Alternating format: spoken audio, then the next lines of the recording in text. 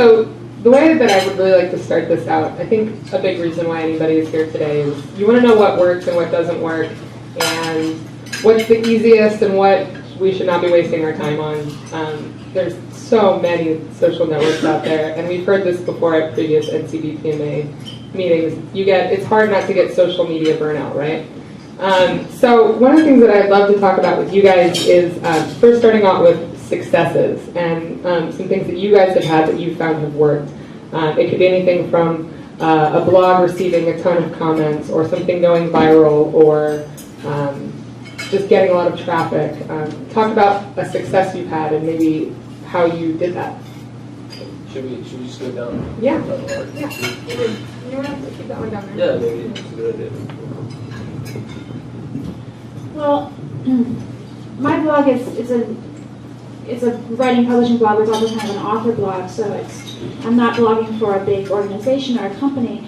But my biggest success with my blog was last October. I wrote a couple of posts that I spent many hours researching and writing, and those posts were extremely popular, and I had many more hits that month than I've ever had. But I just can't keep that up. I mean, I think I spent 10 hours on one of those posts researching, reading articles and posting links, and it was just, and so it taught me a lesson about what really works. But I also know that, we all need to live our lives outside of social media. So I think a good balance for me is to write a blog post like that once in a while, and then hopefully the people will keep coming back in between. Yeah. So I guess I could talk about either Lidscene or Quiet Lightning, since I both have specifically an online presence with those.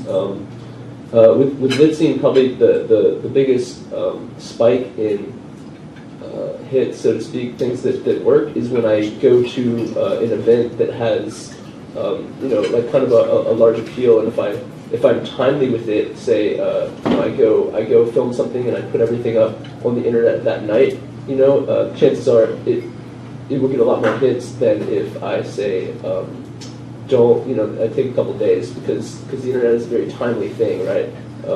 I guess my introduction to kind of the San Francisco Bay Area literary world was Litquake in 2009. I kind of didn't know anybody, and I just showed up with a video camera and recorded the whole festival, really. Like I went to 2 or 3 events every day of the 9 days, and didn't sleep for like a couple of days in that week. It's pretty insane. It was an insane experience, but because of that, I met a lot of people and was able to kind of get the word out there. And another thing I would say that I think I know Peg and Why There Are Words does really well is to kind of promote the people in the community. Like you're not really promoting like they don't really promote Why There Are Words so much as they promote the work of people who have participated in their series, if that makes sense. Maybe that'd be a good place to turn it over to you.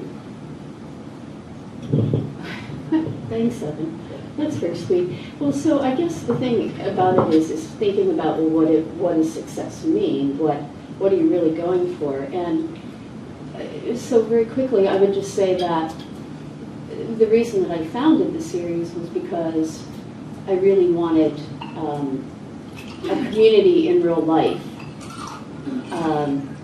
Because really, yes, it's important, and I appreciate all of the connections that are available and that I've made through social media and online. It's, there's nothing like it. It's really important. But by the same token, I really wanted to hang out with other writers, and I really appreciate the conversations. That's what it's about for me. So that's kind of the starting place. And that's what's just very, very important. I do have an intern who I think of more of an assistant. She's really great, and she does a lot of the tweeting and keeping up with Facebook and all of these things, just simply because I was getting to the point where I'm trying to finish my own manuscript, and it's either I'm going to focus on that, or I'm going to take the reading series down to just quarterly, and that didn't seem like a very good solution. People really enjoy it, I enjoy it, and so luckily Nancy Owl, who's just wonderful, came to my assistance. But I would say that she even doesn't tweet every day, we don't really focus on that. I think what really is our success, so to speak, we get 65 to 120 people every month. The success really, I think, is people really enjoy being there physically and having these conversations and the opportunity to have the conversations with the authors who are hand-selling their books. And so the rest of the social media, all of that, I think relies on or comes out of the fact that people enjoy the actual readings, they enjoy the events. They love Nancy, she's a really nice person, and I like to think that they like me too, and that's where it kind of comes from that. And Evan mentioned what we do with Facebook and Twitter and so on is that we try to keep up with, which is very hard, we try to keep up with people who have read there and are going to read there and share their successes and their information and things that they're doing. So we sort of try to make it more, even extend the community online. And all of that said, I'll say one more other thing. I guess the social media is wonderful in that we have book publishers and authors contacting us from all over and have come to read from East Coast, wherever. So so it's nice to be recognized in that way. And then also we took the series to, we were asked to write up a panel proposal for the Associated Writing Programs conference this past year, and wrote one up, and then indeed, got it, and so took a panel there. So those are successes. Those are wonderful things to be able to sprout more of that community around the nation, anyhow. So. Yeah, I would agree. It's kind of hard to gauge success. I mean, we do actually, Google provides reports. We can see analytics, and it gives you a sense of referring sites and if your audience is going up or down on the different parts of your site. So weekly we have meetings and we look at these reports. We usually have an intern who compiles them. So it's not an arbitrary thing. We have an understanding of actually what is working and what's not. And if you're not looking at those kinds of reports, I would definitely suggest that you do. I mean, Facebook also has their insights, which can tell you similar information, and that's something that everybody could do, whether you're a publisher or author. And we've been actively online for quite a long time, and it's been a commitment of Elaine Katzenberger, who's now the publisher of City Lights. We're in the second version of our website. We have an e-newsletter that has over 12,000 people subscribing. It has a 25% open rate, which I understand is good. And these things don't sound good, but that is good.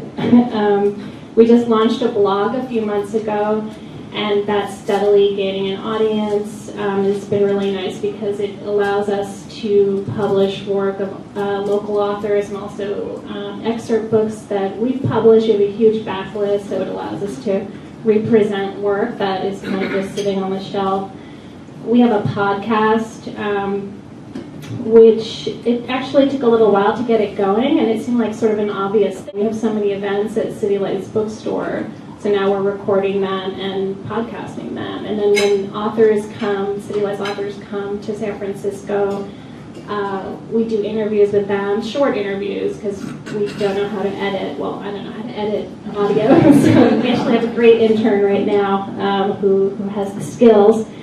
And it's usually just a 3-question thing, and that gets posted there as well. And then those things, of course, get promoted, on social media. The main social media accounts that we use are Facebook and Twitter. We've just established a Tumblr and Pinterest account, mainly because probably for the same reasons that everybody else is. You're reading about it, it's in the news, it's sort of like you're basing your own work on the trends and trying to be present in the places where you have an understanding, or at least the media is telling you where the public is looking. On Facebook, I would say, at this point, we have 12,000 fans, which is great. And an institution like City Lights should have that many. And every time we hit 1,000, it's a cause for celebration. Again, I don't know why. It's just sort of an arbitrary thing. And so again, like measuring success. Okay, we hit another 1,000. Let's keep going. But again, it's looking at those analytics reports and seeing traffic continually increasing. And it increases because we're spending time and we're placing a social media plan into every aspect of every book that we publish and making sure that we're representing virtually what's going on at City Lights, and that's so many things. With the ultimate goal, I think, like what you were talking about, is to get people to the physical space, to get people to City Lights, to get them to come to the events that we spend a whole lot of time planning and publicizing. So again, I do feel like success is a very hard thing to gauge, but when you do see an increase in traffic to the things that you're spending your time on, then you can feel a sense of that you're doing something right.